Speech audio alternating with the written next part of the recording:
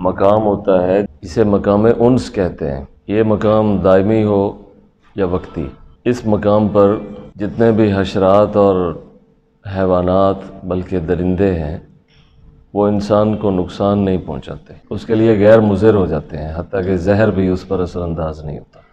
لیکن یہ حالت دائمی نہیں ہوتی، اور نہ ہی یہ کسی انسان کے مرتبے کو آپ اس حالت کے ساتھ طے کر سکتے ہیں کہ بس یہی ہے، کیونکہ یہ مقام ہے، مقام تبدیل ہو جاتا ہے۔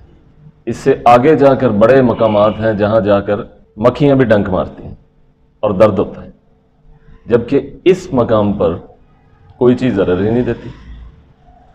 تو زیادہ بڑے ہوئے لوگ جو ہیں وہ زیادہ پیچھے آئے ہوئے ہوتے ہیں مقامات و احوال سے، چنانچہ انہیں ہر چیز، ہر نقصان دینے والی چیز نقصان دیتی ہے، اور وہ دوسروں کو بھی کہتے ہیں کہ نقصان سے بچنے کے لیے ان چیزوں سے بچا کرو۔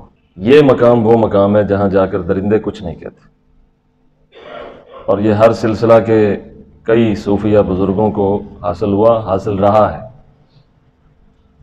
کئیوں کے لیے کافی عرصہ، کئیوں کے لیے کوئی ایک دن، اور کئیوں کے لیے کچھ لمحات اس مقام میں گزرتے ہیں۔ اس لیے آپ کئی کتابوں میں پڑھیں گے کئی لوگوں کی کرامات کے انہیں شیر نے کچھ نہیں کہا یا درندے نے کچھ نہیں کہا، تو اس وقت وہ اس پوزیشن میں تھے یا چلے گئے تھے، لیکن ہمیشہ ایسا نہیں ہوا، جبکہ اس کے بعد ان پر ایسی حالتیں گزریں کہ جب وہ کسی جگہ پہنچے تو سانپ نے بھی ڈسا، بچھو نے بھی ڈسا، جس ضرر دینے والی چیز کے آگے ہاتھ آگے کیا تو اس نے ضرر دیا۔ ایک تو یہ چیز مقام کے ساتھ خاص ہے، دوسرا یہ ہے کہ کبھی وہ جان بوجھ کر بھی ایسی حالت پیدا کر لیتے ہیں مقام جمع کی، جہاں جا کر پھر یہ چیزیں اثر نہیں کرتی، جیسے آگ میں جلنا، یعنی جن چیزوں کی طبیعت اور فطرت میں ہی نقصان دینا ہو یا ضرر پہنچانا ہو تو وہ اس پر اثر انداز نہیں ہوتی اس وقت، جیسے حضرت ابراہیم پر اثر انداز نہیں ہوئی آگ، اسی طرح بعض صوفیاء بھی پھر اسی ابراہیمی مشرب میں آ کر اس وقت وہ اپنے اندر ویسی کیفیت اور ویسی حالت پیدا کر لیتے ہیں، چاہے تکلف سے کرنی پڑے یا کوشش سے، پھر ان پر وہ چیزیں اثر انداز نہیں ہوتی۔ جیسے آگ کی طبیعت ہے جلانا، تو اس وقت وہ نہیں جلاتی، ایسا نہیں کہ جلاتی ہی نہیں، ہمیشہ ہی نہیں جلاتی۔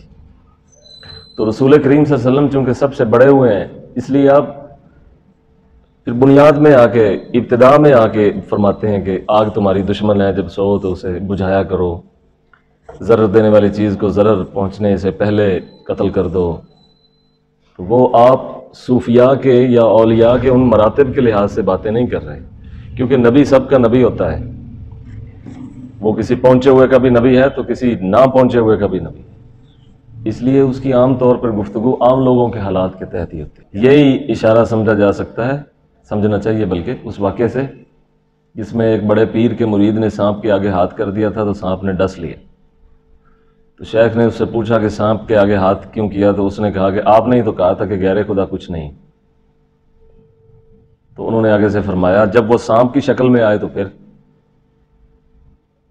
جب غیر کچھ نہیں ہے لیکن وہ اپنا تصرف کرے ہی سانپ کے ساتھ، تو پھر تو اس سے بھاگنا چاہیے۔ تو وہ مرید لاجواب ہو گیا۔ شیخ اس میں یہ سمجھانا چاہ رہے تھے کہ کسی پیر کو دیکھو کہ وہ سانپ کے آگے ہاتھ کرتا ہے تو اس کے ہاتھ کو سانپ نے نہیں ڈسا، تو اس کا مطلب یہ نہیں بھی تم بھی دھر دو، وہ کسی حالت کیفیت میں ہوگا، اس کو سانپ نے نہیں ڈسا، تم آگے رکھو گے تو ڈس لے گا، اور اس کو بھی ڈسے گا، ضروری نہیں کہ اس کو ہمیشہ نہیں ڈسے گا۔ بڑے بڑے کاملین کو یہ سانپ ڈس جاتے ہیں، زہر بھی ہو جاتے ہیں، لیکن کئی ابتدائی لوگ ہیں ان کو بچت ہو جاتی ہے، وہ بچ جاتے ہیں۔ یا اسی طرح یہ کئی لوگ ہیں وہ سانپ کا دم کرتے ہیں تو لوگ ٹھیک ہو جاتے ہیں، اور کسی بڑے ولی اللہ کے پاس جائیں وہ دم کرے تو ٹھیک نہیں ہوتے۔ یعنی سانپوں کا ہدہ ہوتا ہے کسی کے پاس، اس کے پاس آپ جائیں گے وہ آپ کو دم کرے گا، بندہ ٹھیک ہو جائے گا، لیکن آپ بڑے کسی عارف عامل کامل کے پاس جائیں گے، اسے کہیں کہ دم کرو، وہ کہے کہ مجھے تو پتہ ہی نہیں، علاج ہی کرا تو بہتر ہے، ہاسپٹل لے جاؤ اس کو، لیکن وہ چاہے آگے بھنگی ہے یا چرسی ہے، وہ دم کرے گا، بندہ ٹھیک ہو جائے۔ پاک بدن میں ایک تھا، وہ بھی اسی طرح کا بھنگ بڑی پیتا تھا، لیکن سانپ کا دم کرتا تو بندہ ٹھیک ہو جائے۔ ہمارے ایک دوست کو بچھو نے کاٹ لیا، بڑا چلایا، پھر پتہ ہے بچھو بڑا خبیث ہوتا ہے۔ اس کے باپ نے مجھے فون کیا کہ بچے کو لڑکے کو بچھو نے ڈس لیا ہے، تو بڑی ضلالت پیدا ہو گئی، کچھ کرو۔ میں نے کہا میں تو آپ کو مشورہ دیتا ہوں کہ اسپتال لے. انہوں نے کہا کو دم. میں نے کہا دم وہ فلاں محلے میں ایک عورت کرتی ہے, اس کے پاس. وہ لے گئے, عورت نے دم کیا, وہ لڑکا ٹھیک ہو گیا, درد ختم ہو گیا. حالانکہ اس عورت کو اگر آپ اس سے پوچھیں کہ نماز تجھے آتی تو وہ کہے گی پڑھنی تو دور دی گل ہے, آندھی کوئی پڑھا تو تاں جے آندھی ہوئے. لیکن وہ دم کرتی ہے, بچھو کا بندہ ٹھیک ہو جاتا ہے, درد شرد ختم ہو جاتا ہے. اسی طرح سانپوں کا بھی مسئلہ اسی طرح ہی ہے.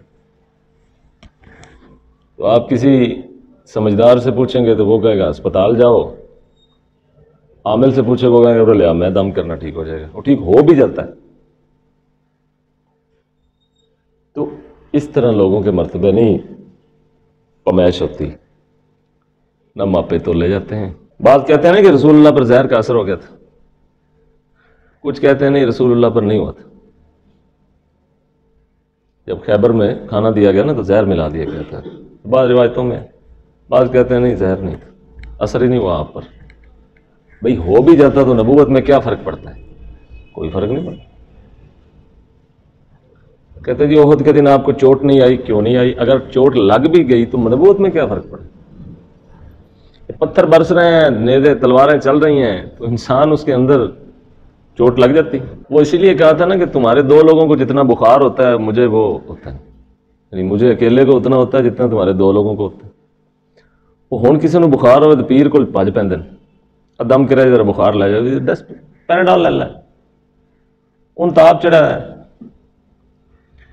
شاید کوئی دم شم کرے تیرا بخار تو اتر جائے, لیکن اس کو تو ان خود بھی چڑھا ہے, بخار کا کیا ہے. جی تو یہ دم شم کرانے میں کوئی مسئلہ نہیں ہوتا. بعض لوگوں کے پاس یہ ہوتے ہیں مسئلے, کرا لینا چاہیے. سپ ڈسے تھے نا تو سپاں والے کو نہیں لبنا چاہیے, سپ کا دم کہڑا کر. ایک آدمی نے مجھے ایک دفعہ سانپ ڈسنے کا نا وہ بتایا بھی تھا دم, انہیں پڑھیا نا دم تو 15 منٹ پڑھتا رہا, میں منہ وال ویکھتا رہا بھی رٹا لایا ہے نا, پڑھی گیا